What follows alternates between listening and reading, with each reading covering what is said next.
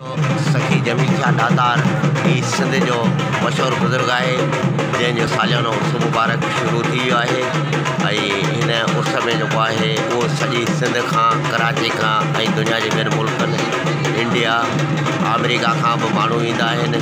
तव्हां ॾिसंदा हूंदा त हीअ दरगाह आहे ऐं हिन दरगाह ते जेको आहे सो माण्हू शाम ताणी गॾु थी वेंदा आहिनि।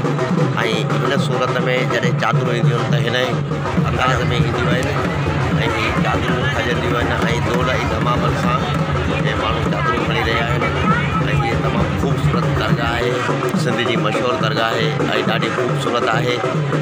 हिते मुख़्तलिफ़ कमेटियुनि जा माण्हू आहिनि, उहे कमु कंदा आहिनि। तव्हांखे हीअ दरगाह ॾेखारियां थो। हीअ जेको दरगाह जो मेन गेट आहे ऐं हितां खां एंट्री थींदी आहे। माण्हुनि जो अचण वञण जो रस्तो आहे। हीअ माण्हू हितां खां अचु वञु कंदा आहिनि। हीअ दरगाह जी बाज़ार बि लॻियल आहे ऐं हितां खां अचण वञण जो रस्तो आहे। जॾहिं त साम्हूं ॾिसंदा हूंदा त हीउ वॾो हॉल ॾिसिजे पियो, हीअ लंगर जो हॉल आहे ऐं हिते जेको आहे उहो माण्हुनि जे लाइ लंगर तयारु कयो वेंदो आहे। ऐं उन सां गॾु तव्हां हीअ मुख़्तलिफ़ जॻहियुनि ते टेंट लॻल ॾिसंदव। हीअ माण्हुनि जी राइश आहे जिते माण्हू रहनि था ऐं हेठि हीअ बाज़ार आहे ऐं हिते तमामु वॾी रश थींदी आहे ऐं हिते हज़ारनि जी तइदाद में जेके माण्हू आहिनि उहे ही मेलो ॾिसण जे लाइ ईंदा आहिनि। ऐं हिते कराची, हैदराबाद, सिंध जे मुख़्तलिफ़ शहरनि सां गॾु अमेरिका, इंडिया, ईरान, ॿियनि मुल्कनि खां बि माण्हू जेके आहिनि उहे हिते ईंदा आहिनि। हिते ही 3 ॾींहं जेको आहे हिन जो सालियानो उर्स मुबारक हलंदो आहे। हीअ हिन जो अलम आहे जिते मुख़्तलिफ़ चादरूं चाढ़ियूं वेंदियूं आहिनि।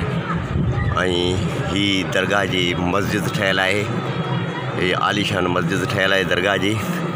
तव्हांखे ॾेखारियां त हीअ जेको आहे हीअ दरगाह जी साइड में हिकिड़ो थलो ठहियलु आहे जिते माण्हू ईंदा आहिनि ऐं फैमिलियुनि सां रहंदा आहिनि। अची तव्हां ॾिसंदा हूंदा छो त हींअर सुबुह जो टाइम आहे ऐं शाम जे टाइम ते हिते माण्हुनि जी पीउ वधी वेंदी आहे ऐं उहा जेकी आहे सुबुह मां ख़तमु थी वेंदी आहे। वरी राति जो नए सिर नई पीउ थींदी आहे ऐं माण्हू वॾे तइदाद में जेको आहे हिते ईंदा आहिनि।